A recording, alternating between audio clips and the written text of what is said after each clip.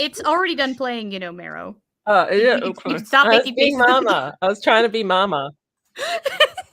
No, you'd be screaming if you were Marma. Just perpetually screams and lizards, or making like weird chirping noises. Chirp, chirp, chirp, chirp, chirp. Yeah, I'm all slubbery. Oh, Akeda, no hold music for live streams. We don't typically do the hold music thing. We just go straight live. Oh, we've got a $20 super chat from Akeda. We've barely even gotten a chance to get in there. Yeah. Fun facts from two fun gals, but apparently. Okay, so a few of you were worried that I have strayed into fluffy bunnery with the admittedly a little on the clickbaity side title, but I promise we're actually going to deliver on that because even the experts are calling what we're about to talk about the woodwide web. So before naked apes even existed, like before humans or apes as a concept even existed, before mammals had really solidified themselves, fungi had started creating these massive, like mycellular. How would you even pronounce that? Mycellular? Would you say that? Like, because mycellular networks. So maybe I should have said the cell network is 400 million years old, but tis for that. But they had figured out a way to transport nutrients and information between trees. Yes. So we are, in fact, talking about a pre-internet internet that is below your feet and has been functioning for millions of years. Yes. But first of all, let's start off with really important questions. How are you, Ali? I just got done with very bad anxiety. Oops. So I've got a couple of big things for the channel because folks who aren't in my Discord might not know this. First off, I am on a brief hiatus from making edited content for a little while, which folks might not know. I'm working on re-upping some old certifications for some fields that I used to work in prior to becoming a YouTuber. We've had some hardships that have happened since the accident that we're just trying to get stable again. I'm not leaving YouTube. The live streams are not going to be affected at all. I'm not going to be prioritizing getting edited content done as frequently. Thankfully for patrons, that means you're not getting charged near as much because I only charge when I release stuff. So there's that. So channel members, you very much get your bonuses as per usual because you get access to like the emotes and all that stuff. So if you want to continue to support the channel like during the interim, you're welcome to become a channel member. It'll help and you will get to use all those benefits because we are going to be live streaming more regularly. And which brings me to my second point, the reason why I was like, whoops. I accidentally defaulted to the old bridge time before we changed it to 5 p.m. PST because my brain was who knows where when I was scheduling the stream this morning. And Mero even messaged me about it, like, haven't we been doing it at 5? Because apparently the answer was yes, and I figured that out when my patrons were like, "The F are you doing?" But I genuinely did not remember that we had moved the time. So the thing is, because we're not entirely sure if there's more folks that have showed up at the beginning because of my clickbaitery or because of the time, Mero and I have opted to both survey you folks in the comments, not the live chat. Let us know whether you prefer 5 p.m. PST or 6 p.m. PST. And we're also going to be trying out switching back and forth between the two times for a couple of weeks to see which works better for the audience. So. Yep. So the other option we had was probably like, I am a scientist. I have scientific background. So the other part of me was like, let's get some data. Let's start streaming at 5 p.m.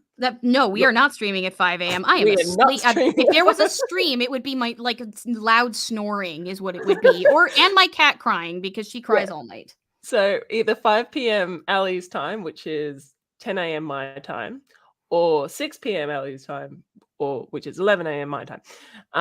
So either way, it works for me. I probably prefer the 10 a.m., but But as I said, post your preference in the description or in the comments, not the live chat, because the comments are going to be much, much easier to collate the data. So yes, and also that sweet interaction. Don't forget to hit the like also if you're hanging out here. So that said, the clickbait title We are delivering on that. Yeah, we are. But I'll just quickly go back. Yeah, so the other option was that we were going to do scientific experiment and we get some data and see how many people see and stuff like that. So we might do a bit of both. I don't know. So be Well, we'll prepared. see how definitive the survey seems to be and how many Yeah, we'll entries we see get. how it's definitive. So that's the thing. Yes, and so that's You're kind it. of taking the lead on where we're going to be starting with the stuff because last I checked, this is your area of This is expertise. my area. Yes. We're talking primarily about microbiology here because these are very small structures we're talking about, even though they are massive health benefits potentially for forests. Huge. They're massive. Like, I think that, like, I didn't write down this piece of information, but I think the fungal networks actually are the largest biological, I think is like one of the biggest biological masses, like a continuous. Like, I know there's is it ash or elm or something like that? There's what's the I'm name pretty of sure the it's tree? elms. I think it's Pardon? elms there. I think it's elms that have. Yeah, that's like by area, but yeah, fungal, like there's some fungal just with the roots and everything, like that's one of the biggest on the planet, and they're very old. Yeah, they're Very, really very freaking old. cool. Well, I mean, fungi are old, and we'll get into that. But first, we kind of need to cover because let's face it, not all of us got the best biological education. And even for those of us who did, there's so little that we actually know about these bizarre organisms generally. Like fungi are Fun. fascinating. They're Like fun. they're They throw the best parties. absolutely like the party that's going on in your old bread right now, you don't even know how kinky that stuff's getting. And then when you eat some of those fungi, when especially if they turn blue, there's a lot of party in the head. But Yeah. let's talk a And little bit about fungi, like to begin with, like what they are and how they work, because like yeah. that's kind of foundational to talking about how these structures function and what they do. Mhm. And why we can compare them to the internet the way that we do. Why even experts sometimes call it the woodwide web. Yeah. Oh, and also, Singham, as an Australian, it says Singham said, try to send a super chat. My bank says no. I am Australian, and I would like to thank you for your non-existent super chat. But Icada made it existent, so thank you very much, Icada, for the $5 super chat. Thank you. You caught that. I missed it. Yeah, no, Another Icada super chat. So Avenue Q was right about what the internet was for. yes, the internet Well, is not for this.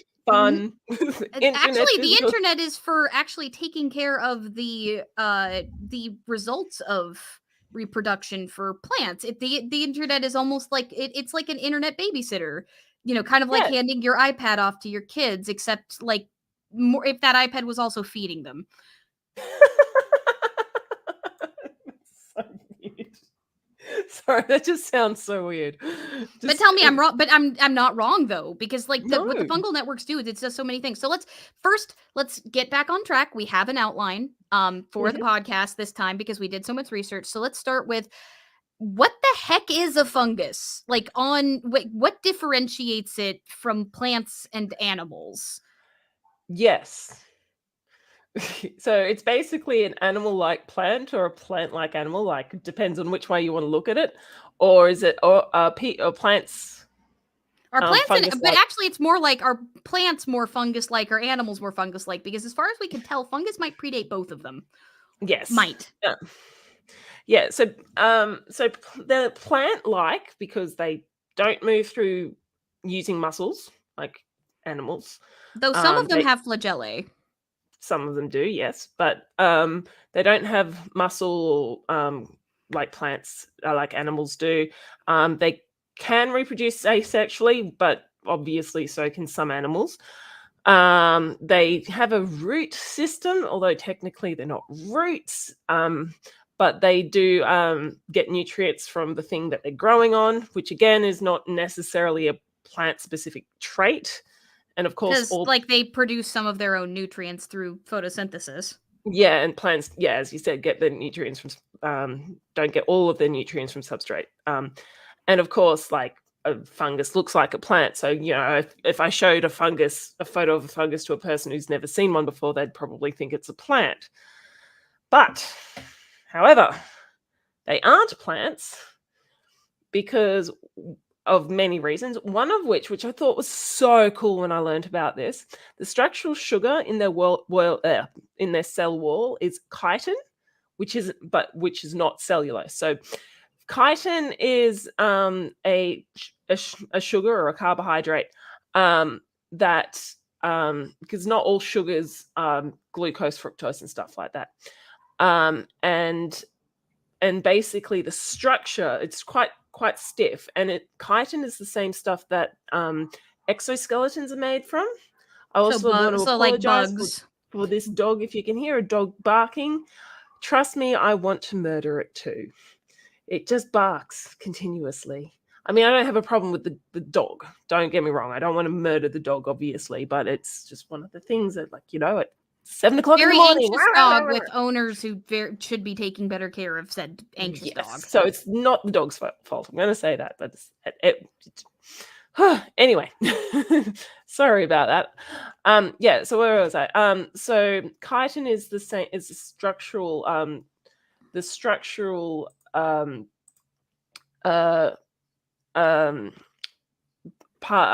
sugar in cell walls. So this is how fungi and plants are similar, is that they have a cell wall. Yeah, but they're similar to animals in the sense that cell wall is made of chitin, which is primarily found in like insects and arachnids and arthropods. Yeah. So even though animals don't have a cell wall, only fungi and plants do. So animal cells don't have a cell wall. Yeah, animal cells don't. So that's really cool. So the cell wall. Sometimes that cell wall is a bit more permeable in fungi than in plants. Yeah, and so the cell wall, what it does is it provides the strength and structural support to the cell, and it also acts as a protective barrier against infections, and also it helps maintain one of the dirtier sounding words in the world, turgidity or turgid. It's just, I don't know, something sounds very kind of, horny in that word. I don't know. Or gross. I don't know. It sounds more gross to me. It sounds very close to the word turd. Fair enough. No, I was thinking something being very stiff. Anyway. I'm not posting that joke, but it is funny, Singham. Okay, and so that's really cool. So the cell wall of plants and fungi have the same function, but in fungi, chitin, it uses chitin or chitin, depending on however you want to pronounce it, and plants have cellulose. And chitin is actually quite strong. It allows the fruiting body to burst through the leaf litter of the forest floor, because that can be quite heavy. Actually, if you've got lots and lots of leaf litter and it's trying to burst through, it can be quite strong. It will need to be quite strong, and I don't think cellulose does that, would have the strength. Another reason why fungi aren't plants is that they don't photosynthesize, which is actually a requirement for being a plant. And they also release digestive enzymes to break down food, which is another thing plants don't do. On the whole. There are some plants who do, primarily like the fly traps and stuff, but it's not the same process. And it's a rarity in plants. It's not a requirement for being a plant. Yeah, because those fly traps, they can still survive quite well without needing to have insects and like an insect food. So fungi can't make their own food, which is what plants do through photosynthesis. They produce spores, which plants produce pollen and seeds.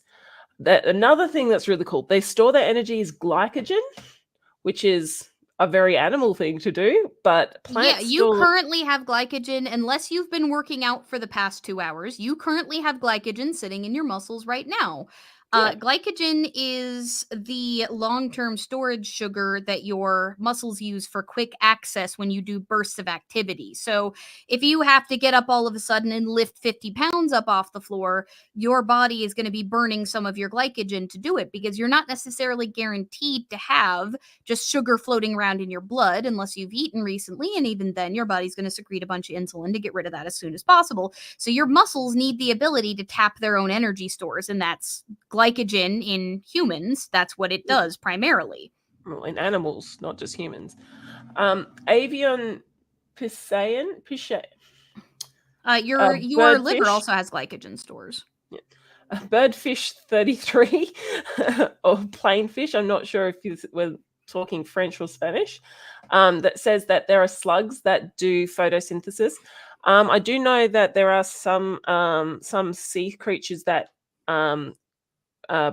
eat sea plants, and they store the chloroplasts, which gives them that nice green color, and they can do photosynthesis. It's not, they don't produce their own photosynthesis, at least for the things that the sea slugs that I'm thinking of. Typically, what they do is they have a sort of like pseudo-symbiotic relationship with the plant cells that they store, or with algae that they store, because there are some animals that do that too. Yeah. So, as with different thing than everything, photosynthesizing yourself. yeah, as with biology, there's always going to be that weird kind of, yeah, but, and you point to this thing that breaks the rule. So, Like and platypi laying eggs, for example, when you talk about how you define mammals. yeah, yeah. So, or the fact that Australia exists. Like, basically, look Are at you some of the. sure? Are you sure? No, I'm still trying to figure that one What out. evidence is this based on? Well, yeah, that's a good point. Long running joke. Nobody click me out of context and claim that I'm a flat earther or something. Barrow and I have been questioning her existence since we met. Yeah, I really would like to know if I exist. Yeah, so yeah, like anything with biology, like the more I've learned about biology, the more I realize that if there is an extreme, there's always going to be the absolute opposite extreme, or a similar extreme that affects in Any different box ways. you build, there will be something that does not fit in it. Yes, basically. Yeah, so you were right, plain fish or birdfish 33. Avion Pisaean, I can't pronounce your name, I'm sorry. And by the way, I will just, there are some words in here, I practiced saying some of these words and I cannot say them, so please don't take any large words that I say today with as Don't use truth. her as a style guide. Don't use her No. pronunciations as a pronunciation guide. Do not correct anybody based off of Merbardia's pronunciations. Or mine, for that matter, because I'm notorious for mispronouncing words. Yeah, so I did look it up, and I think I've got it down reasonably well, but if I say the same word 4 different times, then there's reasons for it. Okay, so where was I go? So, So, like, you were talking about storage, and the biggest thing is that, like, we've got glycogen in fungi, which is, again, animals take after that, but like plants use starch, which is where you get your tubers, your potatoes, like your corn, your peas, your beans, right? Like when you talk about starchy vegetables, well, why are they like that? Well, in the case of like the beans, they're storing that starch so that the sprouts have something to eat when they come up until they can start making their own food. And then with stuff like potatoes, that's the whole plant right there, basically storing enough to get through the winter so it can come back up the next year. Most tubers are like that. Yep. Yep. So another thing that they do is they take nutrients that plants tend to have difficulty absorbing, such as phosphorus and nitrogen, and exchange it with plants using carbon-rich nutrients like sugars. So they're often found in the roots of plants. We didn't quite get into the mycorrhiza bit, though. Oh, sorry. Sorry. So, Okay. so these structures that we're talking about that make up the fungus, let's talk a little bit about them Yeah, first. yeah. So, so the mycorrhiza,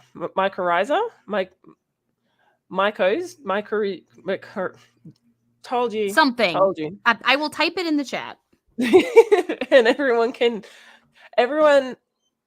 drinking game for this one. Again, use water. It'd be good for your hydration. Is whenever I mispronounce this particular word, you'll need to take a drink. Mycorrhizal. Yeah, every time I see it, I think mycorrhiza. Oh no, Ingrid just deleted that. Kay, you can use hot chocolate. You might need several mugs.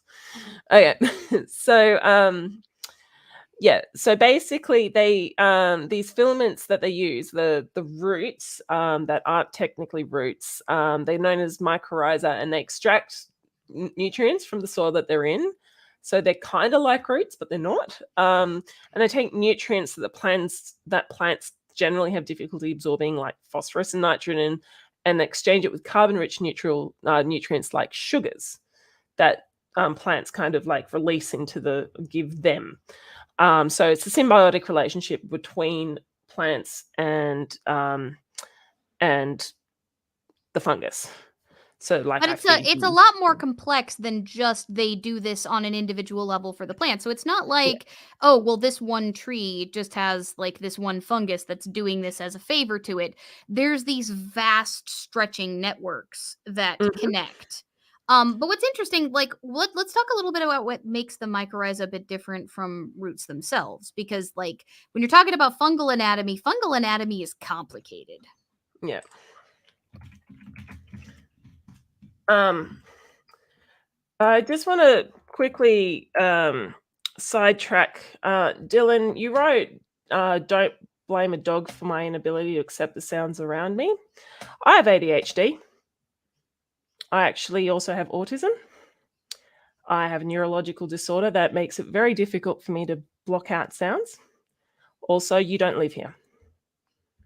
Don't say Also, things like that that again. particular dog like keeper does not take very good care of that dog, far as No. we can tell. There's a reason that dog is very anxious. Yep. So it's very annoying. It is actually legitimately annoying. It barks all the time. And I'm talking hours and hours and hours a day. I have had to stop recording because this dog will bark for 30 minutes straight. Don't tell me that I can't accept the sounds around me when I have a neurological condition that literally stops me from doing that. That's not okay. Don't blame Yeah, people for the. yeah, Anyway, like it's not the best idea to potentially say something that might be a little bit ableist. Like you don't know the situations of the folks around you. And again, that particular dog, we have strong reason to suspect that it's not being well cared for.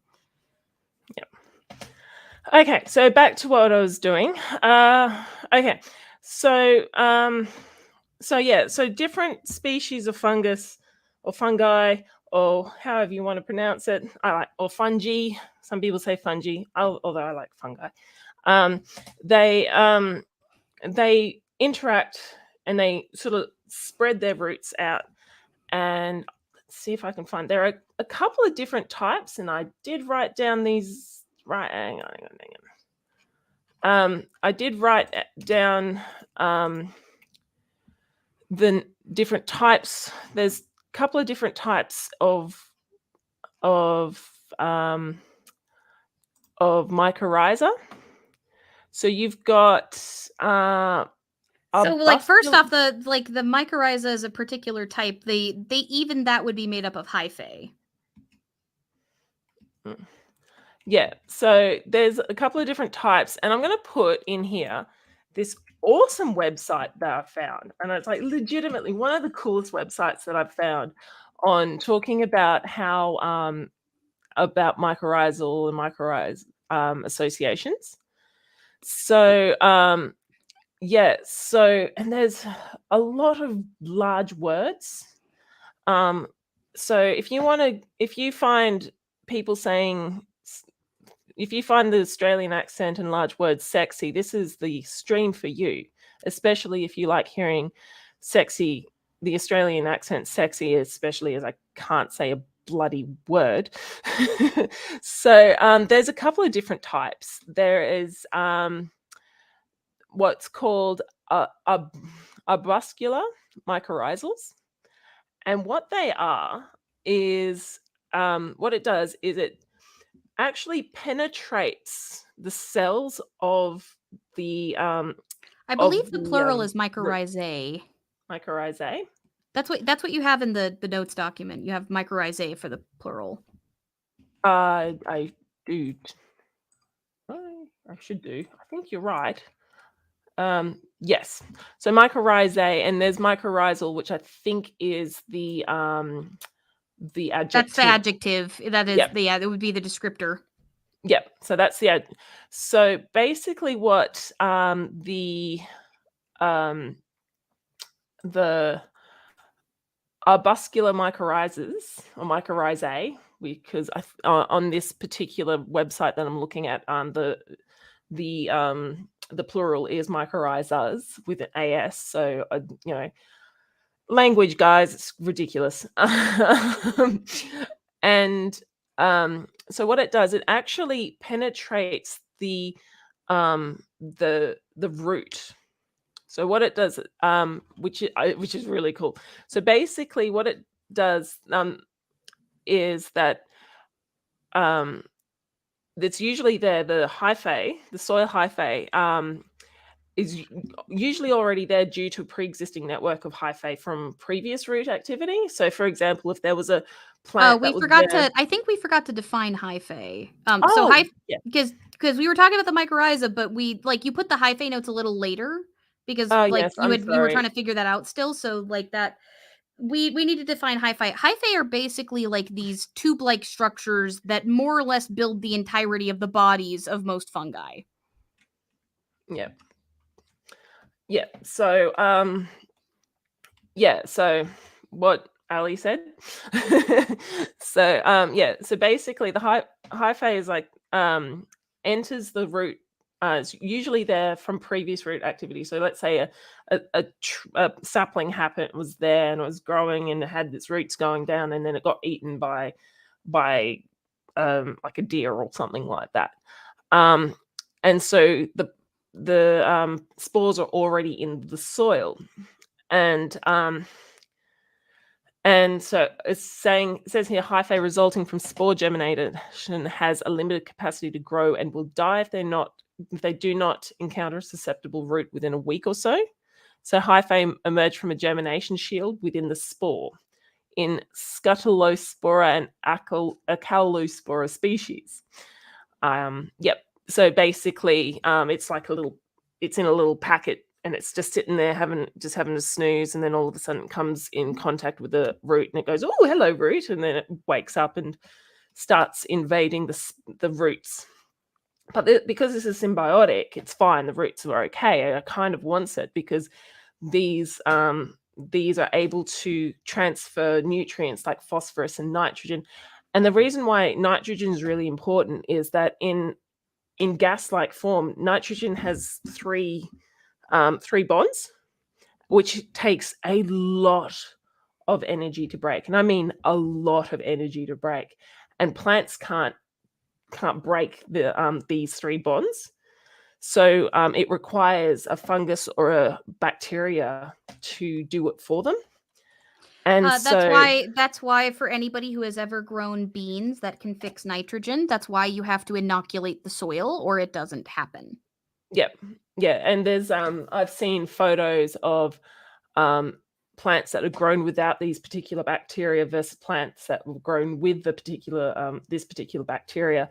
And like chalk and cheese, the ones without the bacteria, they're yellow, they're a bit sad looking, and smaller than ones that have the bacteria in the soil.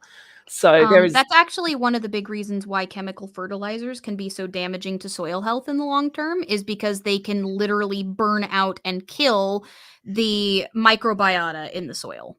Yeah. Yeah.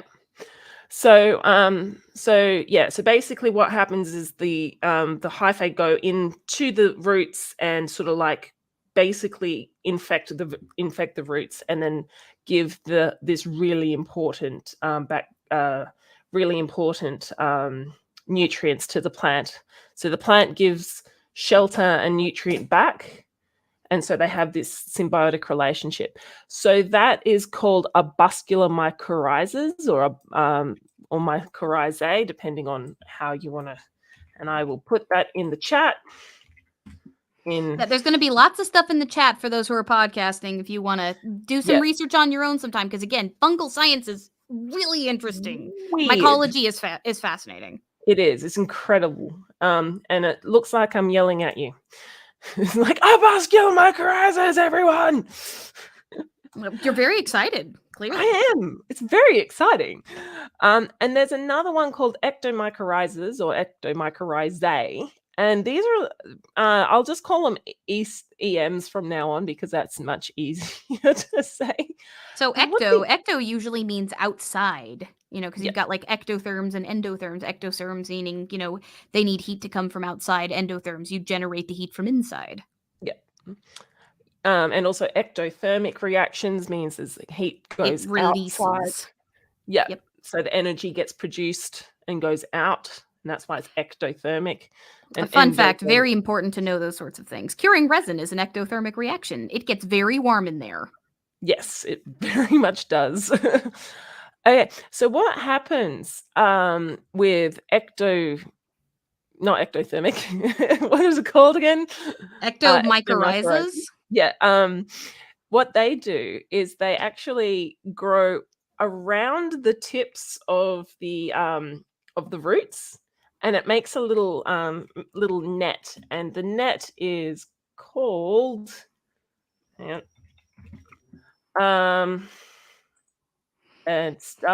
sure I wrote this in somewhere. Heartig nets. So basically it just creates a net around the tips of the root.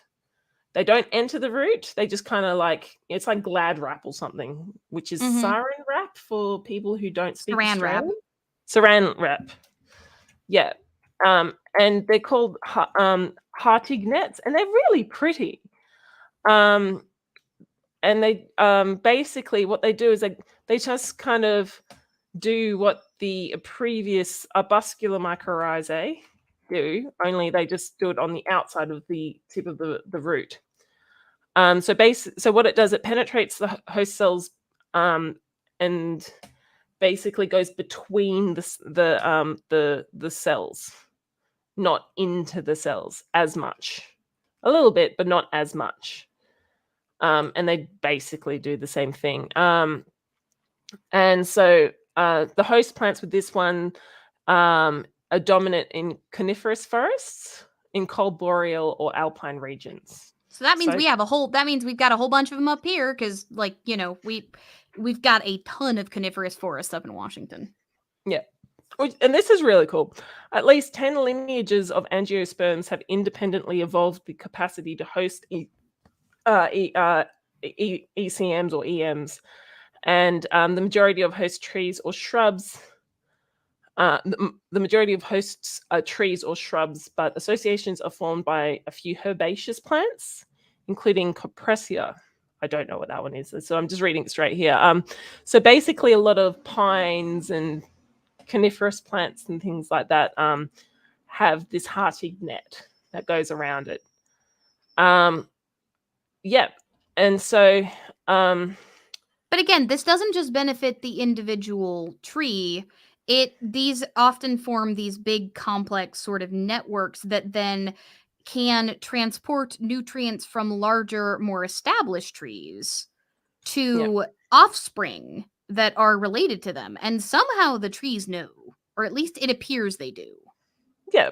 From what experimentation has shown so far. And as I said, I'll drop the website I'm getting that from in the chat right now again. Go and read it. It's huge. There's so much information about it. And it's really cool. It's got some beautiful photos. It's a little bit old. It's version 2 from 2008. So it's a little bit old, but with things like this, often, once the discovery's been discovered, it'll still be accurate. And so things like Hartig nets, I looked it up last night, and they're still talking about it in recent years. So this is, even though some of the information is quite old, because scarily 2008 was 15 years ago, guys. That was the year before I graduated. I'm old. Yeah. So yeah, that's kind of some of the things. That's how it works on like an individual plant level. So these are how these networks connect to the plants. But this is where it starts to get a little more complicated, because we're not talking about just a one-on-one relationship here. Let's talk a little bit about some of the benefits that the trees get for this. Like, why is this not a parasitic relationship? Because like we're hearing words like penetrate, and I mean, like, obviously there are some context in which that might be a positive thing, but not so much when you're talking about a fungus and another creature. Well, funguses or fungi, they're not always bad for you. Like, there's that. You've got a whole bunch of them living in your gut right now. I know, and they're saying hello. But yeah, funguses, they aren't bad for you generally. I mean, obviously you've got black mold and things like that can cause issues, but there's lots of black mold is not your friend. Clean that with bleach if you find it. Yes. But you've got most of the molds running around are actually quite good for you. Like, we use a lot of it. For example, we eat mold, like a lot of mushrooms. Yep. Green blue cheese, delicious. Most cheeses actually are made with some kind of fungus, like curing stuff. Also, yeast. If you ever wondered, by the way, why you can just put a bowl of, for those of you who bake, a bowl of maybe a little bit of sugar, a bit of flour, and some water out, and within a couple of hours it'll be all puffy, and you can just make sourdough from that, from wild stuff. Well, what is that? That's yeast that's just floating around in the air. You've got a ton of yeast on your skin right now. There is radiotrophic counted. I think radiotrophic means that they eat radioactive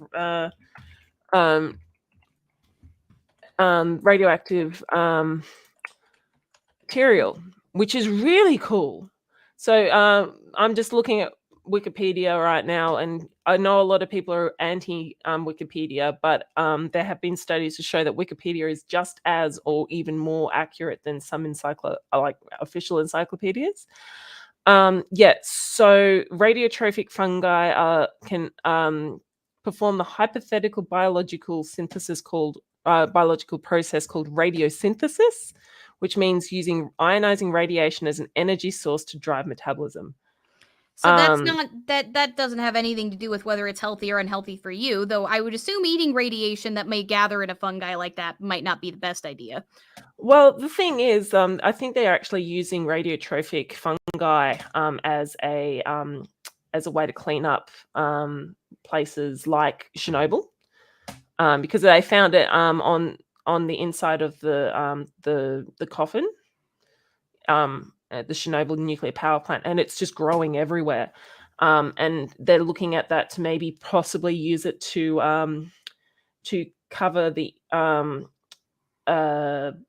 spacecraft. Like, if you go for people who are going to Mars, for example, they're constantly getting hit by radioactive ionizing radiation from the sun, and they're thinking about maybe using this particular fungus, because they're finding that because it's using the radioactive the ionizing radiation as its energy source, it provides a shield.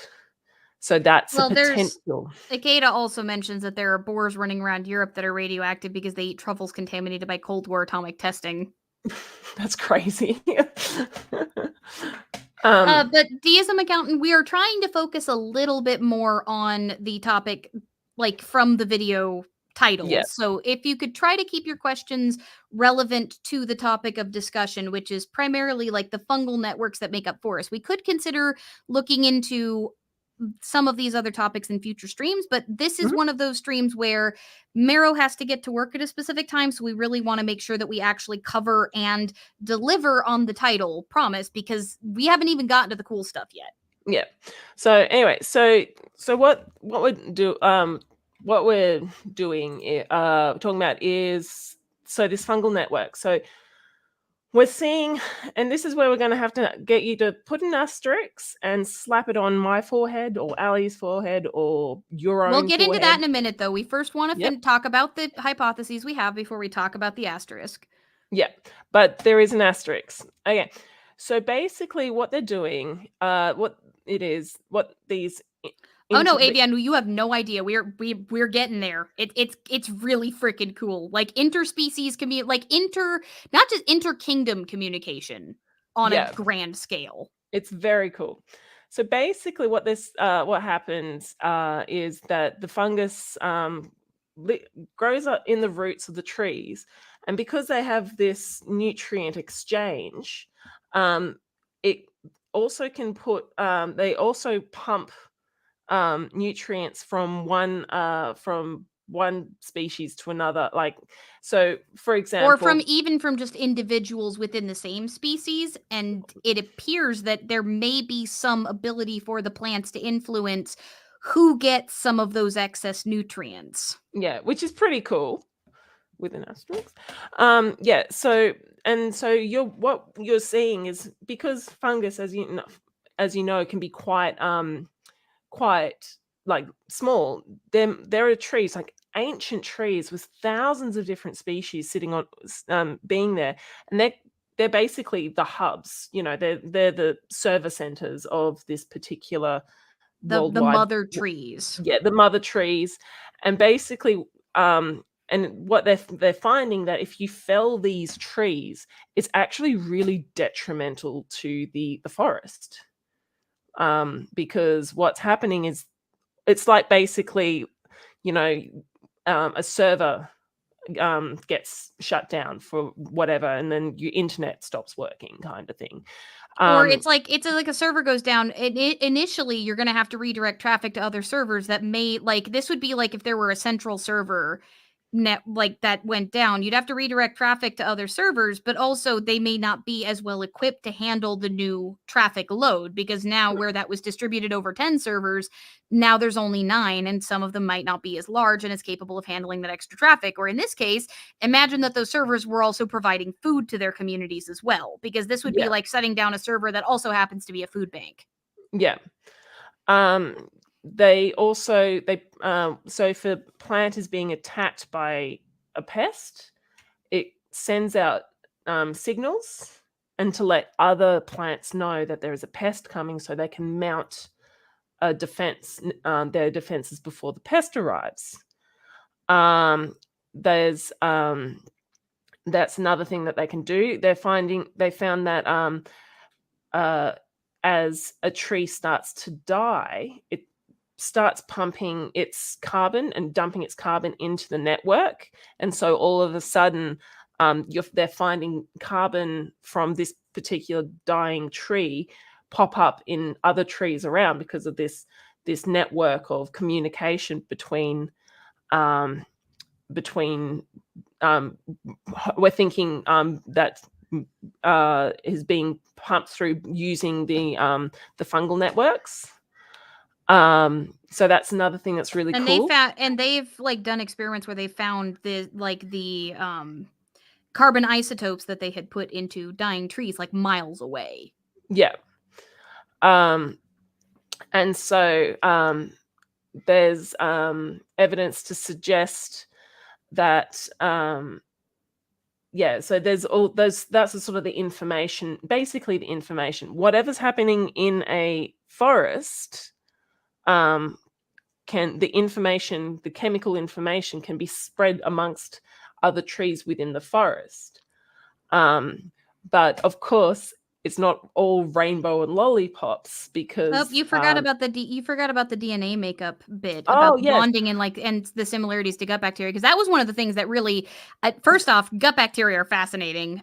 As somebody who studied a bit of that in college, yeah, but like that was something that really caught my attention, was that there's a hypothesis that certain fungi might actually be able to preferentially select for yeah, the DNA of previous, like, of these mother trees, potentially, mm, meaning yeah. that specifically their offspring seem to have preference in the network for delivering Yeah. nutrients. So that's a hypothesis. So basically, the idea is like sometimes those mother trees are so old that natural selection has has put pressure on this one particular species of fungus to kind of bind better to the DNA of that particular tree. Because some of these trees are thousands of years old, and that's plenty California of time. redwoods.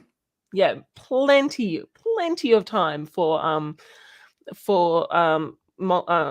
singular celled organisms, or organisms to um, have short generation times to actually diverge. Maybe not Speciate.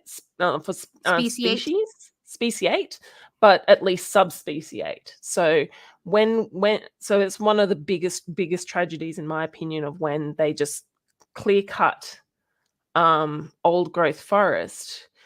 Not only are you just destroying a 4,500-year-old tree, you're also that tree might have a species of insect or invertebrate or some sort of small vertebrate like a lizard or something that may only be found on that tree. So yeah, try please. I really wish they would stop chopping down ancient forests. Anyway, so the one hypothesis is is a subspecies of a particular fungus is just kind of grown. It's like, oh, this is the DNA that I've been pressured to. Evolutionary pressure said this is really good for you, and so that's why um, the um, the mother tree can send more um, more information or more carbon or more whatever to its offspring, because it's just easier for the fungus. That's one hypothesis. I'm a little bit iffy about that one. I think it's a cool idea, but I'm a little bit iffy about that. But I'm not an expert on this, so don't take my word for this. But I when I mean, was given that, like, trees and stuff, like, if for example, when you cut your lawn, the grass, the smell of grass is like the grass screaming because it doesn't know what just cut it. Given that plants can do these, some of them can do these complex sort of chemical reactions and determine what just chewed on them and potentially release a pheromone to bring a predator, there hmm, could also be a way that the trees themselves are communicating in some way, like, to the yeah, fungi and directing these things, which is another one of the hypotheses we looked into. yeah. Just on a bit of the side, like you can so in gut flora in animals, we can actually test a fecal sample and tell roughly what species that fecal sample comes by looking at a gene called beta glucuronidase in E. coli or Escherichia coli. And basically the this gene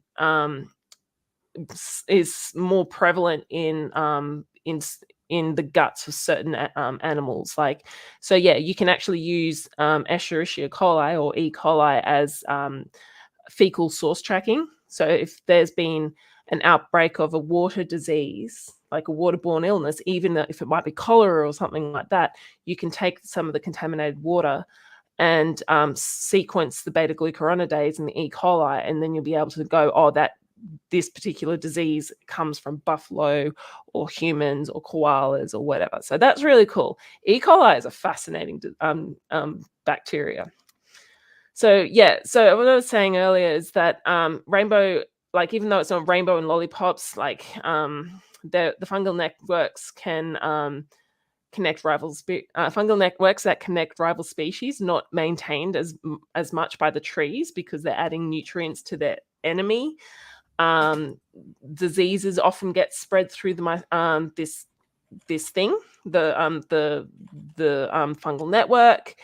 There are certain trees like black walnuts. They release toxins into the network to kill off rival species. I think camp florals, which is a massive weed in Australia, I think does that. But I couldn't quite find any evidence in it because I spent about 45 seconds Googling. So it's not just here's this tree that gives all of its things to all of its information, all of its carbon to one tree or whatever. It's not always intercommunication between trees and other plants. It's also there's also downsides to it. Just in the same way, there's downsides to the internet. So yeah, so that's basically what the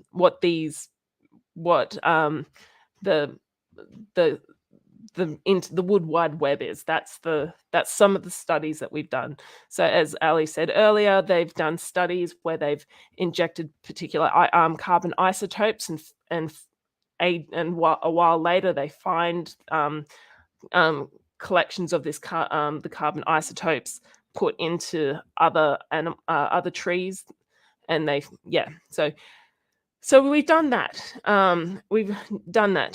Shall we talk about the asterisks, or is there anything? Yeah, because there was an irritated the author clearly seemed to be angry shaking fist at the scientific community study that was published this year, that as we were discussing the outline for the stream the other day, Marrow stumbled into. Yeah, I was like, oh, I found this, and this is published in February this year in Nature. What was it? Nature. It wasn't Nature, but it was Nature. What was it called? It's coming up. Nature, Ecology, and Evolution. Yeah, Nature, Ecology, and Evolution. Yeah. Okay. So a common mycorrhizal network, which is, I will shorten to CMN, which is basically your internet, has actually, like, a lot of people have been talking about. A lot of people who science communicators, the media, were all finding out about this really awesome thing. Was, oh my goodness, there's communication through fungal networks, like it's the wood wide web, and it's cool, and there is evidence to suggest it. Yet I'll read the abstract. I'll read, and I want to note that unlike in dietetics, this is not just a problem of the media. This is a major issue with the actual researchers themselves. According to the author of this paper, their hands are not clean in this problem. Yeah, so it's written by Justine Cast, Melanie D. Jones, and Jason D. Hoeksema, which is, apologize to these researchers if I mispronounce their names. And so it was first published in Nature, Ecology, and Evolution. It's got 10 citations, and there was an author correction was published on the 15th of March this year, but it was first published in the 13th of February 2023. And what they're saying, what the paper is named is Positive Citation Bias and Overinterpreted Results Lead to Misinformation on Common Mycorrhizal Networks in Forests. So I'm going to call them CMNs, a Common Mycorrhizal Network, because that's much easier. And the abstract says, recently CMNs have captured the interest of broad audiences, especially with respect to forest function and management. We are concerned, however, the recent claims of the popular media about CMNs in forests are disconnected from evidence, and that bias towards citing positive effects of CMNs has developed in the scientific literature. So what they did is they looked at a couple of the claims, and looked at some of the results of the claims and the experiments. So this isn't quite a meta-analysis. This is more like a critical kind of op-ed piece that also has some backing by examining potential data errors on the part, or at least biases on the part of the researchers. Because, you know, if you're a scientist, right? Like, who wants to be wrong? Yeah. Like, who wants to be wrong? Any scientist out there who sets out to set up an experiment is, to some degree, very fallible, potentially, to, like, there's this urge to kind of ignore the data that doesn't quite support your hypothesis, or construct an experiment in such a way that it is likely to bias data favorably towards your hypothesis. And this is one of the reasons why peer review exists. Yeah. But sometimes the media and money can complicate that a little bit, and even researchers fall prey to that. Yeah. So it's a very interesting study. So this is the asterisk, as I said, and what this study makes very clear right at the end is like, we don't know enough. There's basically they're saying the information that we have is not that it's not accurate. It's just it's not strong evidence, and we need to do more research, which is, well, and it's not even just that it's not strong evidence, it's also just very new. Like, this is Yeah. kind of in terms of like scientific literature, this is what, the last 20 years? That's very, very recent in terms of, you know, scientific hypotheses and such. Yeah. I'm sorry, the cat is, hang on. What do you want? She's not happy. She's just demanding attention. Now that I've given her attention, she's not happy about it. You all right? Can I let you go? You want to say something? She said plenty. So yeah, like the video, everyone. Subscribe, share. Like for cats. Okay, so one of the claims that they made is that CMNs are widespread. So one of the problems is CMNs can be very fragile. That's one of the things that I kept bringing up in this study is they can be very easily broken. And so what they would do, rather than digging something up to see where it goes, they would take genotyping of the CMNs and the plants. So it doesn't disrupt the network and partner connectivity, which is great. One of the problems is it's expensive, it's arduous, it's intensive. Like, you have to go, if you want to test it, you have to go to point A in the forest, and then you go to point B, which could be 15, 20 kilometers in rough terrain down the road, and then take genetic sampling from it. And because of this, there's only been 5 studies have been done in 2 forest types. So basically, so there were only 2 tree species and 3 ectomycorrhizal fungi were mapped. So a very low N value. And they also mentioned that the permanence of fungal connections are unknown. The hyphae and mycorrhizal roots, they turn over quickly, and that breaks the connections between the roots. So even if you go and take the genetic sequencing of this particular tree with this particular fungi, and then you go 5 kilometers down the road and collect the same genetic information from the same type of tree, it doesn't necessarily mean that these particular fungi actually are from the same group, because you can have a split, because unlike humans, it's not like my brother and I have the same genetic information. Obviously we don't. We're different genders and different sexes. What happens is with fungi, they can spread through asexual transmission, meaning that this group here and this group here, even though they're not connected, they have the same genetic sequence. So they can still be essentially genetically the same animal / plant / fungus. and still look like they're the same, but they're not actually connected. That said, we do have the evidence to suggest it regarding the isotope experiments and things of that nature. It's just that we don't know if all of them work this way. Yeah. Yeah. So like it says here, even if an advancing genet connects roots, a disconnected mycorrhizal network emerges if at the trailing edge, hyphal connections cements or are fragmented, leaving behind isolated mycorrhizal roots. The resulting topology is not a CMN, which is what I was saying earlier, yet is consistent with the results of CMN mapping, and that has vastly different functional consequences. So the information can still be passed between roots and can still be passed, but they're not on the same thing. It's sort of like if it's basically it's broken the connection between the two, and they're still working in the same way.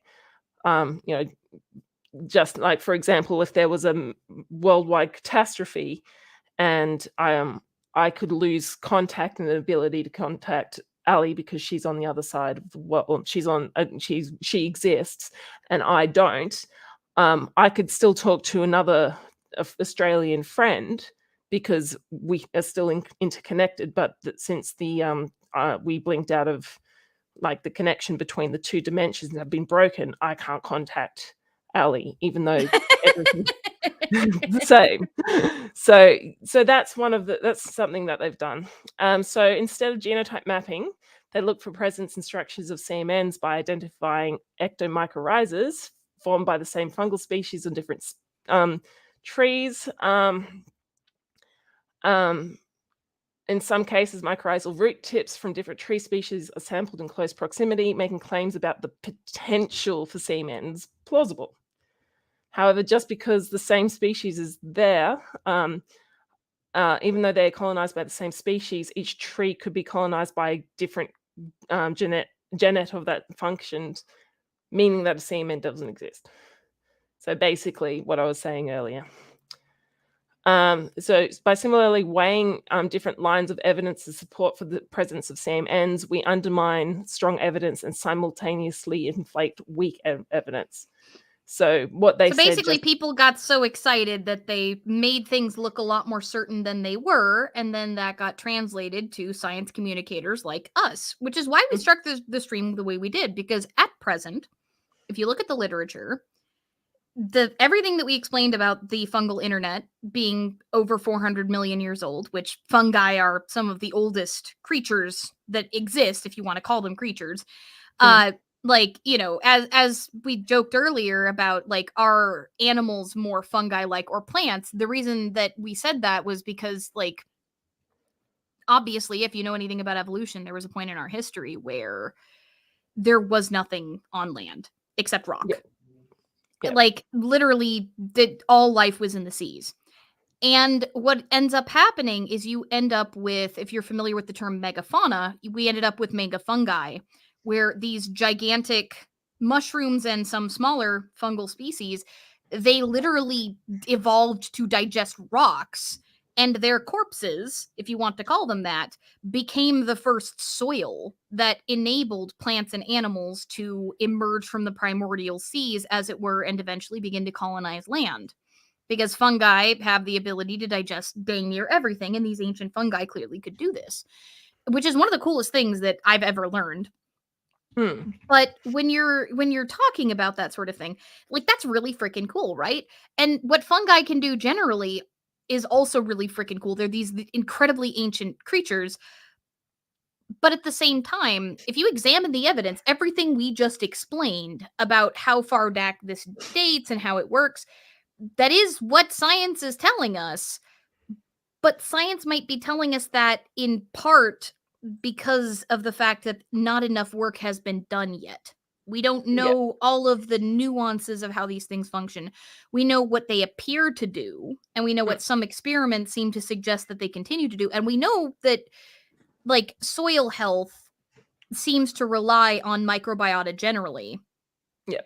But we don't know the specifics of individual specific species reactions, etc. And it's expensive as heck to do this research. Yeah, as I said, like, trying to get the genetic information. You like a 2-kilometer walk doesn't seem bad. Like, I could walk to and from 2-kilometer walk from my place to the closest shops and back.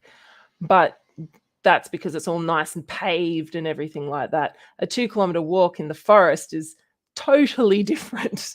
And so what you're also doing is like you're also having very highly trained people who are worth $100 an hour going out and wandering around collecting samples. It's very expensive. Like to run a genetic test on something, it's like $1,000, depending on the levels you go to. So it is a lot more difficult than it's simply going there, digging a hole, picking things up.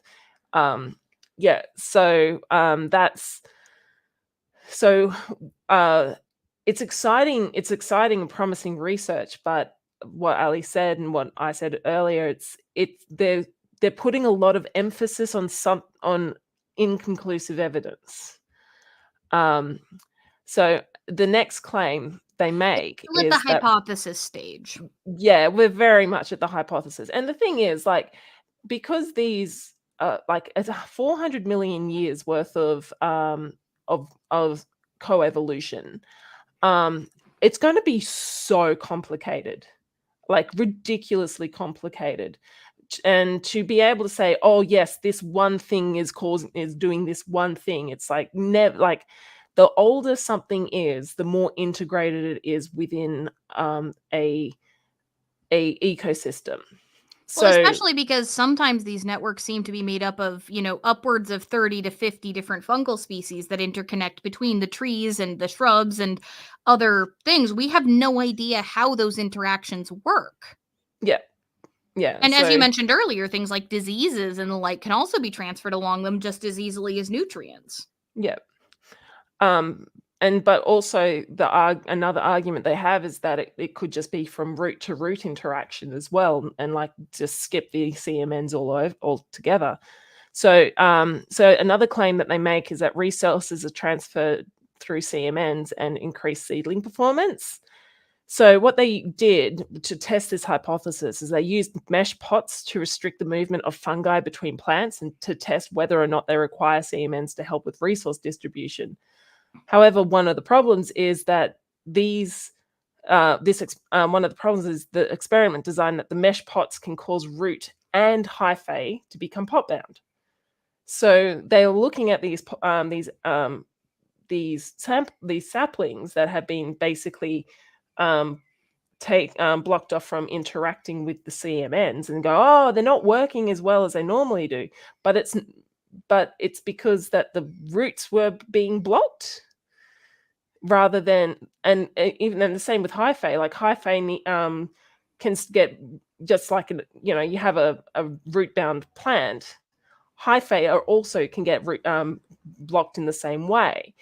So instead of the tree not flourishing because it couldn't connect to the CMN, it could have just not flourished because its roots and mycorrhizal fungi just had reduced soil volume. And there's other problems with the mesh pots experiment. And the review showed that 13 of the 13 studies that included a no mesh treatment and 28 experiments within these studies, only 5 or 18% showed significant positive CMN effects that were not completely offset by negative root effects.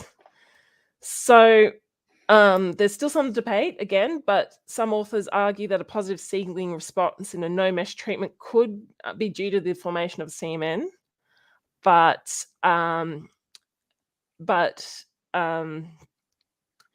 hang on.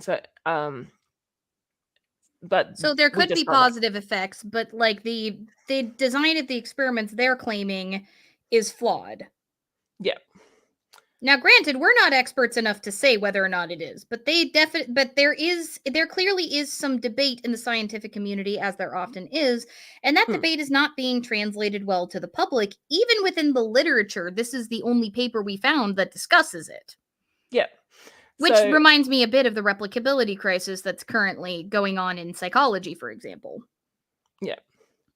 So, so owing to all of these potentially confounding effects, none of the experimental approaches thus far used in field experiments in forests can definitively demonstrate that either one, resources flowed from one root system to another through a CMN, or two, the potential to form a CMN resulted in differences in plant growth or survival. And so So that means and that we don't definitively know. Now, there is a lot of evidence that suggests that, but they're saying that more research is needed, which is, not again, that doesn't mean 90 necessarily that what we told you guys is inaccurate. We don't know. Yeah, and that's 99.999% of scientific right at the end. If you read scientific studies, the vast majority goes, more research is needed. The vast majority say more research is needed. In part because science is very good at looking very closely at one thing, much like a microscope, but it's not so great at figuring out how massive, interconnected, complex things operate together. Yeah, yeah. Especially when you start running into things like interdisciplinary problems, like where sometimes you need more than one scientific discipline to get to the bottom of how XYZ thing works. Yeah. And a lot of times, because everyone's just really narrowly focused on this one particular aspect of their expertise, they don't realize that there's a huge cultural other thing. Like, one of the perfect examples is at the beginning of the disease that must not be named. There were gastroenterologists who were saying, no, this is a disease of the gut. Then there were neurologists who were going, no, this is a disease of the chest. And there's other people who were studying blood were like, no, this is a disease of the blood. And they were and all the right. truth is that it could attack nearly any cell in the body because the ACE2 receptor is on nearly every cell in the body. Yeah, so it's but because they were all really focused on their one thing, they didn't see the bigger picture. So that's a really good example of how being specialized in one particular thing can put blinkers on, and it's not necessarily a bad thing. Like, it's not a bad thing because not everyone can know everything. If you knew everything, you would have to live for thousands of years. But on top of And it, science itself also encourages hyperspecialization. There's a joke in academia: an inch wide, a mile deep.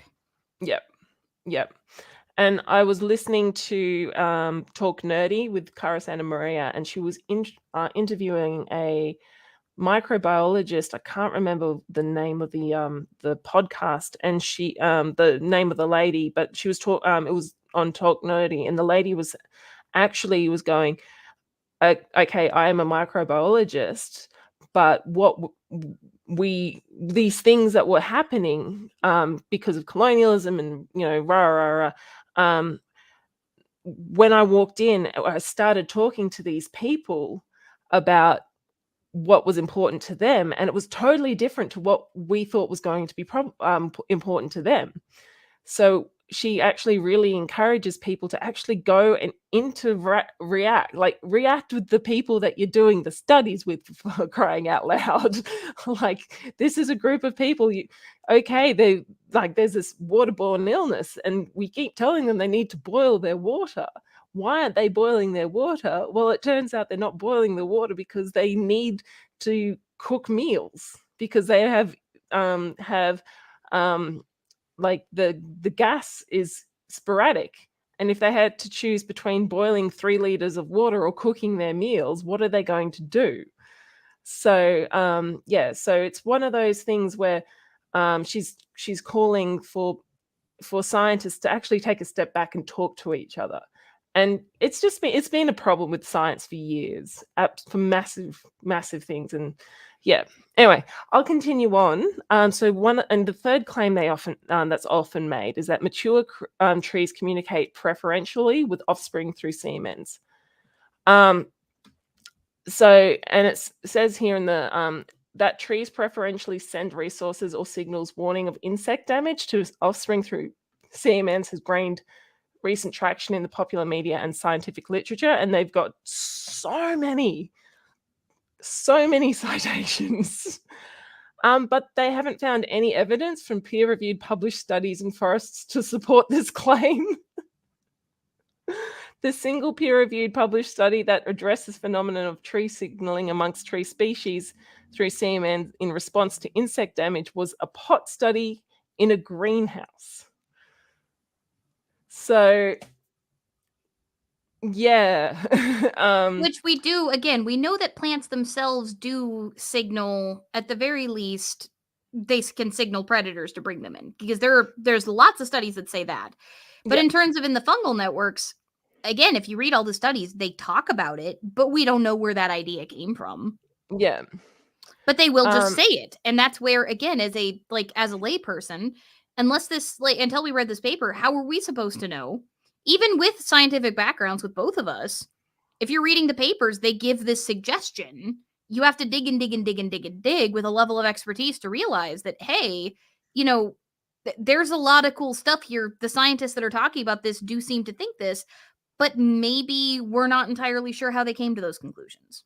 Yeah. So, in the single peer-reviewed published greenhouse study testing kin effects, carbon was transferred through soil solution, not a CMN. The claim seemingly relies on results from graduate theses, but the results from these studies do not either support or actually run counter to the claim. There appears to be only one study evaluating carbon transfer from relatively old living trees, 125 to 275 years old, to conspecific seedlings, but it does not control for soil pathways. So that carbon could have started in that tree, and then somehow, like through erosion or whatever, that carbon isotope just naturally got sent to the offspring of that tree, because that's how water works, kind of things. So, in the single peer-reviewed published field study where trees were attacked by insects, putative CMN effects on seedlings were evaluated years after the attack, so the study could not have assigned any signal adult trees may have emitted. In summary, there is no current evidence from peer-reviewed published field studies to support this claim. With whether signaling or kin recognition occurs through a CMN among trees in a forest remains to be demonstrated. And from my very, very limited, and I'm going to say when it comes to understanding forest ecology, I am negative in, like, you'd probably be just as trustworthy to ask somebody who believes that the earth is flat, or that crystals align your chakras, kind of thing. So don't trust me in what I'm about to say. But from my personal thinking, how I was mentioning that natural selection could have evolved and put us selective pressure to allow these fungal species to just sort of like integrate themselves with the DNA of that tree. I thought that sounds really cool, but there was a little part of my brain going, that doesn't sound right. What they're saying is that the carbon that gets released by the tree could just be taken there through like water pathways or something like that. So if a tree drops, like an acorn drops on the ground and it rolls away and gets planted in this particular area and it starts to grow, the water would probably follow a similar pathway, or the wind would follow a similar pathway or something like that. So it's just simple like erosion, or just natural way that carbon moves along the environment, which to me makes more sense.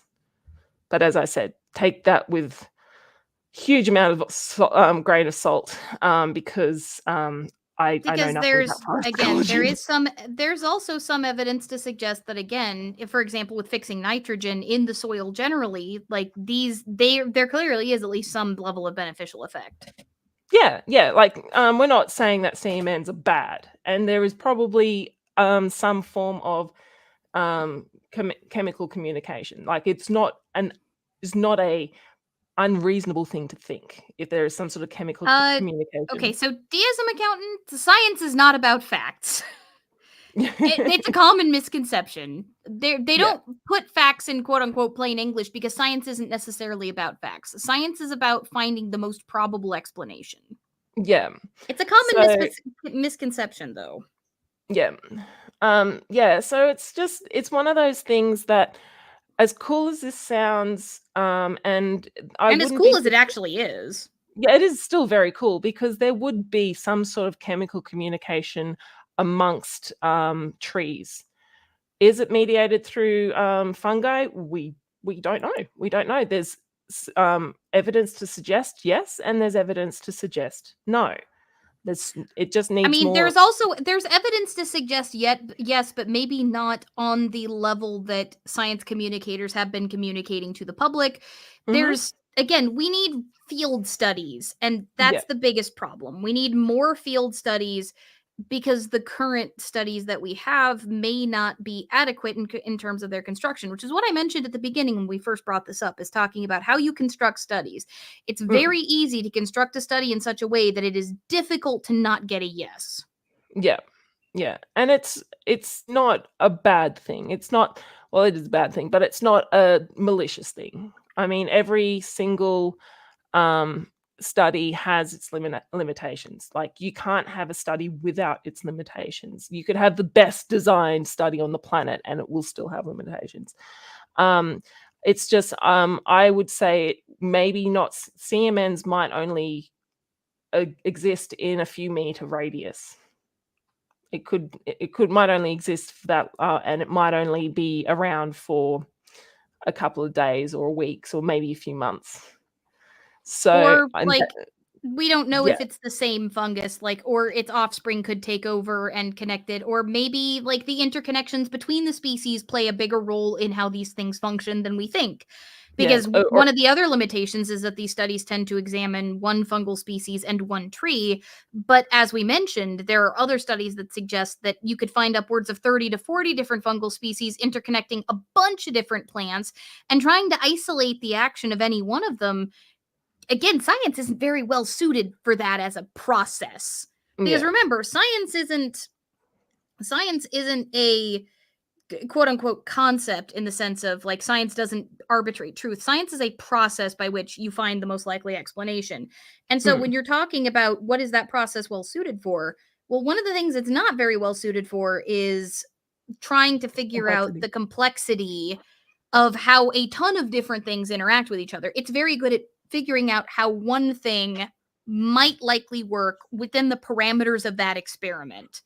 And the problem is that you need lots of different experiments with lots of different parameters to actually start to come to any real solid, useful conclusions about how that process functions. Yeah.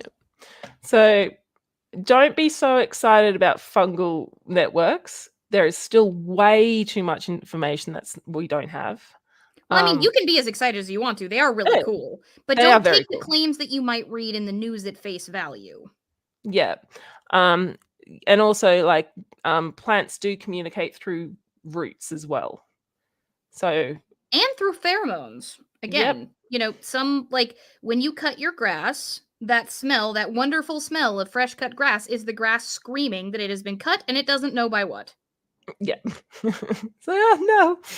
I don't know what's attacking me, but run for your roots. Yeah, run for your life. Yeah. So, I don't know. I was very disappointed when I read this because I was going over, this is so cool. That was literally when I read this. I was like, right. So I mean, but I was saying to Ali, I was a little bit concerned about the length of time it would take for us because I was like, oh yeah, well, we'll finish this in 20 minutes.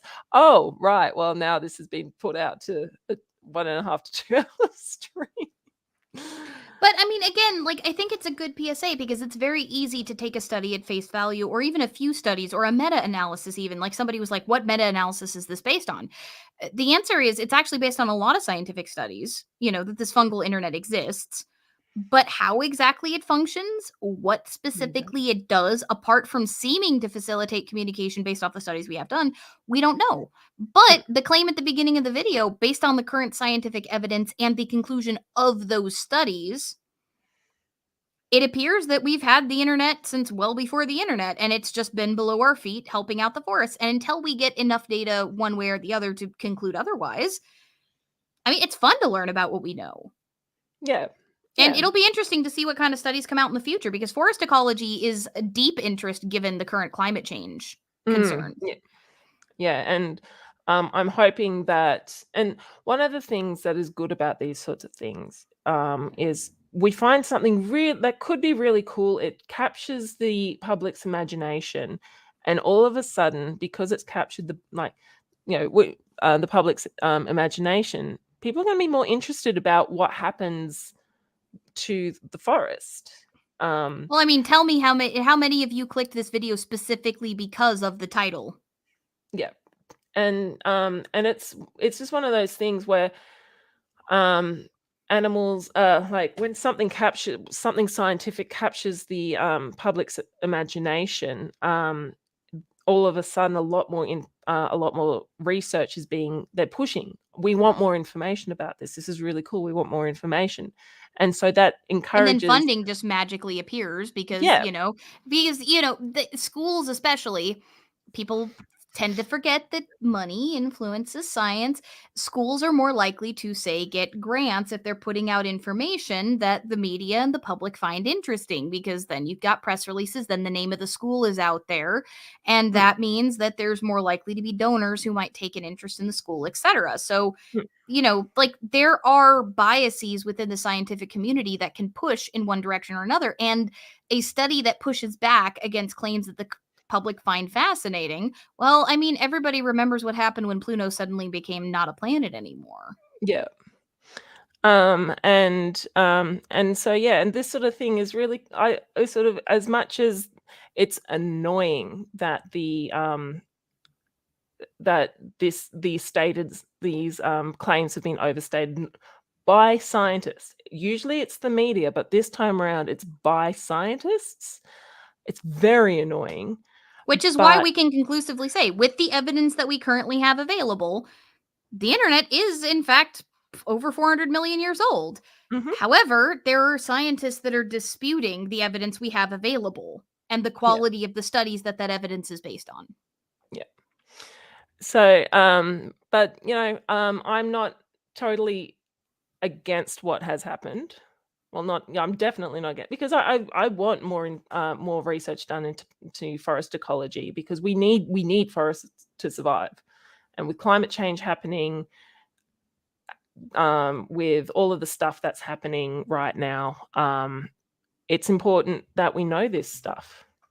Well, I mean, and And also, like, this has impacts with agriculture, right? Because again, Mhm, there are other foliar plants that aren't just trees that seem to benefit from this. But also people forget, like, what's an orchard exactly? Like, if these fungal networks might be essential, then maybe they might want to consider alternate ways of getting fertilizer into the soil if it might be hurting the multicellular, like the microbial, micros yeah, the the microbial thing. microbiota within the Yeah, soil. yeah, And so, like, this is essential for multiple different areas. It's not just about how cool forests are, which, like, forests are freaking cool, mind you. Plants generally are cool. Like, plants, if you look at, like, they will read each other, and plants that are from similar genetic stock will grow away from each other and make room for each other's leaves while trying to smother the other plants underneath them. Even plants of the same species that do not share genetic in structure. So if you, like, say if you planted 8 tomatoes next to each other and 4 of them came from similar genetic stock, those 4 tomatoes would grow in different patterns and try to smother the other 4, which yeah. would also grow in different patterns and try to smother the first set. Ikeda. Oh, Ikeda, there is much room for further study. All right, collective facepalm from the chat, y'all. I need some Fs in the chat. All right. But I So mean, I this think, is also one of the, we not only delivered on the clickbait, but we sneakily got to talk about scientific literacy and about study bias on the part of scientists as well as the media. Because usually, like especially when you're talking about dietetics, anything to do with nutrition, dietetics, physiology, that sort of thing, usually it's the media that's the problem. yeah, But the issue here is that it, like the communication from the scientists themselves can yeah, also be biased. And I yeah. think that it is important to continuously remember that as thinking people. Now, that doesn't mean ignore a massive preponderance of evidence. The disease that cannot be named is probably wasn't man-made, for example, no matter Oh, how much definitely. some people would like it to be. Yeah. No, it definitely was not man-made. Like there's so much evidence to say it wasn't. There's like, it's one of those things. It's like, yeah, okay, there's a chance it happened, but that chance is 0.00000000001% chance that it happened.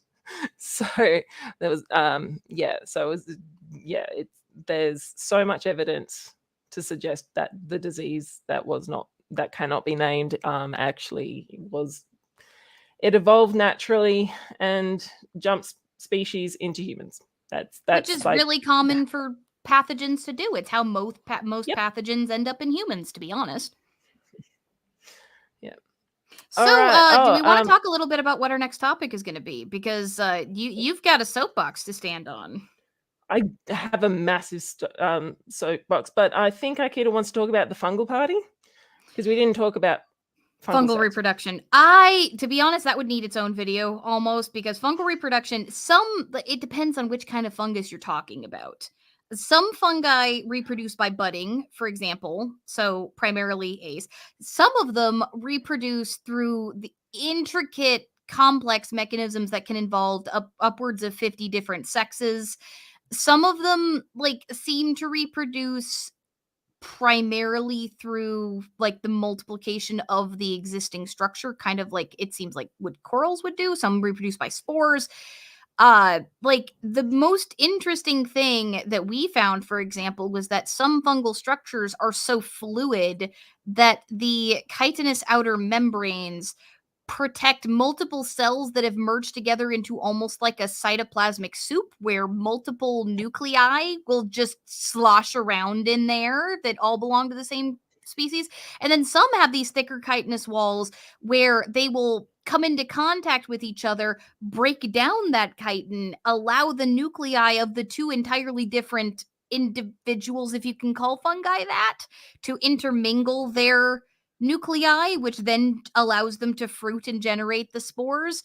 There's a lot of complexity to just fungal reproduction generally. We'd have to pick a species to talk about, because there's so many I, different ways that they get um, down. yeah.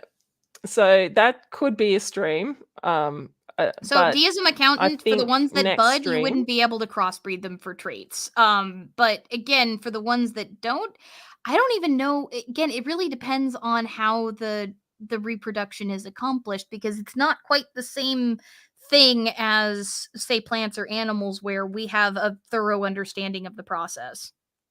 Sorry for cutting you off. It was like we were asked about crossbreeding for traits, and that we were actually on that topic now, so I wanted to make sure I got that question. yeah, yeah. So that could potentially be, Ikeda wants a fungal reproduction stream, and that's definitely in your court, that one. Let us know down in the So comments if next, that's a stream you want us to do. Not in the live chat. yeah, Let us know down in the comments after the stream if that's a stream you want us to do in the future. But we do have a topic for next stream, and I promised Mero that she'd have a soapbox, and we've got the time for it at the end of the stream this time. by God, do I have a soapbox? Okay, for those of you who don't know me, I have two snakes, and they're beautiful and One of them is lovely. fat. One, pardon? I said one of them's a fat snake. Old Twitter joke. But yeah, yeah, and yeah, both of them are gorgeous and lovely, and one of them has the brain cells of this box of pills. Um, and anyway, I was on the Twitter, and this lady, Big and there was mistake. That's your this, first mistake. yeah, Yeah, that's a really bad idea. And there was this viral video went around of a carpet python, which is a non-venomous, gorgeous species of snake that can get really, really large. This was about 5 meters, which I think's about 15 feet or something. And it's a huge snake, just wandering around doing its own thing. And 16 feet. people, 16? 16 feet. And demonic, there's a problem. We addressed this issue because I don't exist. There is a slight delay with me, with her picking up my voice. So she doesn't mean to cut me off. It's because I don't exist, and it takes a while for the information to cross the other dimension barrier. And so she doesn't mean to cut me off. It's just yeah, it's not a rude thing. Yeah, the technical explanation is that for about 4 out of 5 of the cutoffs, it has to do with the fact that you guys might not see it once it transfers to you, but StreamYard has a mild delay because she's in Australia and I'm in Washington, and we're about as physically far from each other as we could possibly be. Yeah. So it's not a rude thing. Yeah. So it's a but I appreciate that you're saying that. And also the same thing happens to me if I accidentally cut off Ali. It's the delay thing. It's nothing that we can do about it. Yeah. So so anyway, this beautiful snake, and these people were filming it, and they were going, "Oh, it's disgusting. It's scary, rah rah rah." And I just got really upset because as a snake lover, um, there is a lot of discrimination against snakes, and this is how discrimination against snakes occur. There is evidence to suggest that it is an inbred fear, which into us, because that makes sense. Our ancestors were rodent-like, and and basically we were being fed on by these animals, and so there's a evidence to suggest that we have this instinctual fear of snakes. But also, I get really upset when people go, "Oh my god, snakes disgusting," and it's like, but they're gorgeous. So we're probably going to be doing a video on how snakes are demonized, and also how because you were talking about how snakes were worshipped in Hellenism. Yep, I And have 3 so videos on that. yeah. So, and I think, didn't you say wasn't Thyla and Lilith guest stars in them? Was it just Uh, Thyla? I think it was just Thyla. Yeah. So, But Thyla's um, also the one who your avatar in the logo is based off of because she's so yes, pretty. she's Bob Pretty. So, But for those of you who are curious, like we also were going to be talking about the psychosocial aspect of phobias versus the genetic, because there's some really interesting research into epigenetics, into how trauma and phobias can be passed down, where there's some evidence that some irrational phobias may literally be genetic. Fear of spiders, particularly, has had a lot of research done on it in this mhm, regard. yep, But fear of snakes may be even older than that. It may predate speciation. And so, yep, kind of discussing, there are societal aspects that pass down prejudices, and then there are also genetic things, and trying to figure out the roots of certain kinds of fears. That's going to be kind of another aspect. So, we'll be talking about demonizing of snakes, but we'll also be talking about how fear itself may function, because we're not entirely sure if phobias are completely psychosocial. yep. And so, yeah, so I'm going to be on my soapbox about how, like, on and dispelling a lot of the myths that people have. So if you've got any questions about snakes, please contact me on Discord, or contact Ali. She'll pass it on if you've got any questions about snakes, about some of the evolution. I mean, I'm not an expert on snakes, but I can happily look things up. And you'll be seeing Thyla, maybe Lilith, You did your undergrad thesis on snake poo. Yeah, I did. Snake poo. So it's microbiology and snakes, two of my favorite topics. So yeah. I'm going to be on a soapbox next time round.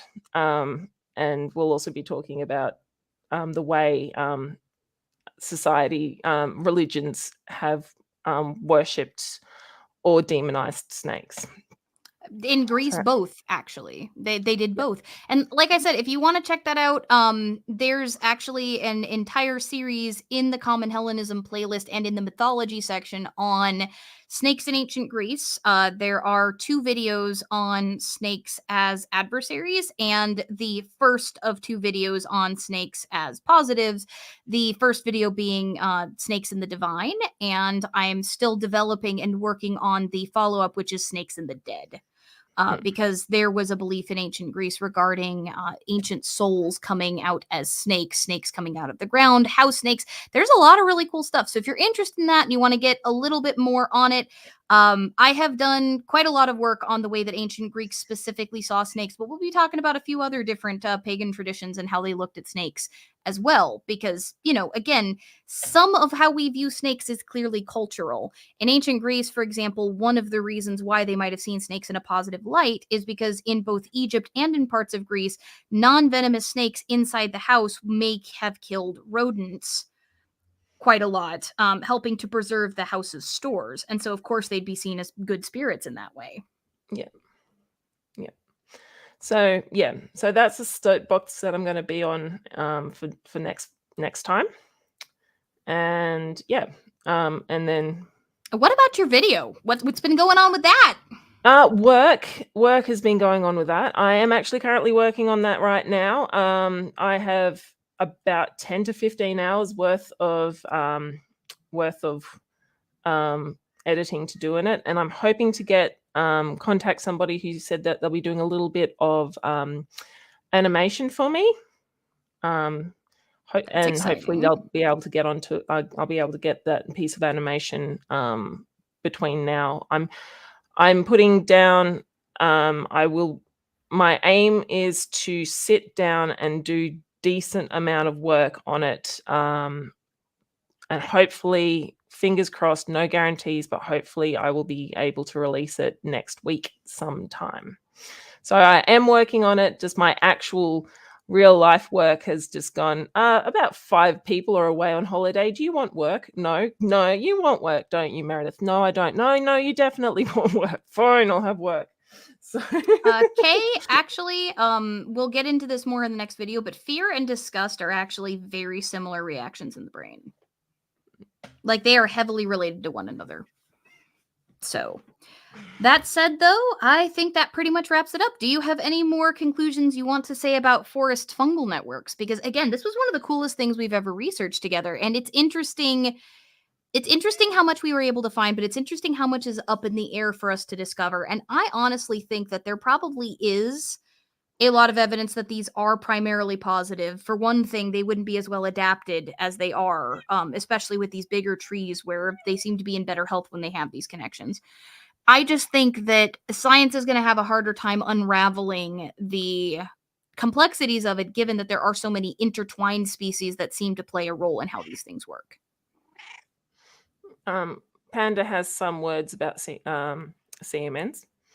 She's just I think I've said pretty much everything I wanted to say. So that's me, and that's me. And the cat's meowing at me.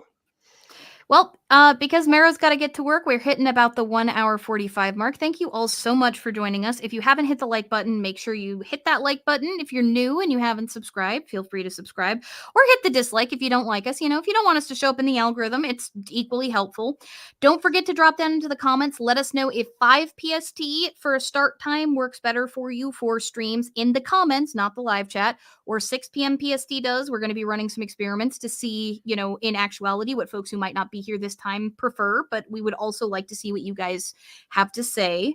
Also, let us know how interested you would be in a stream on fungal reproduction, and if you're looking forward to the stream regarding snakes and fear and phobias and genetics and nature versus nurture, because that's one of the more complex and interesting topics, and it bleeds into a lot of societal issues and some of the allyship work that we do, talking about things like phobias and the like. Yep. Like, you know, when you start looking at bigotry and things, you start to get into this kind of murky gray zone where a lot of people think that it's kind of inborn, but there's a strong societal component versus something like spiders may be instinctual. And figuring out where those, like, where genetics might push somebody toward being more likely to be susceptible to these sorts of things. There's some really interesting stuff there. Yep. Yep. Alrighty. So thank you very much. And like I said, in the comments after the stream closes out, not the live chat, let us know, 5 or 6. And with that, we're stronger together. Thank you guys so much for joining us, and we will see you in 2 weeks. Have a lovely one, guys. Bye.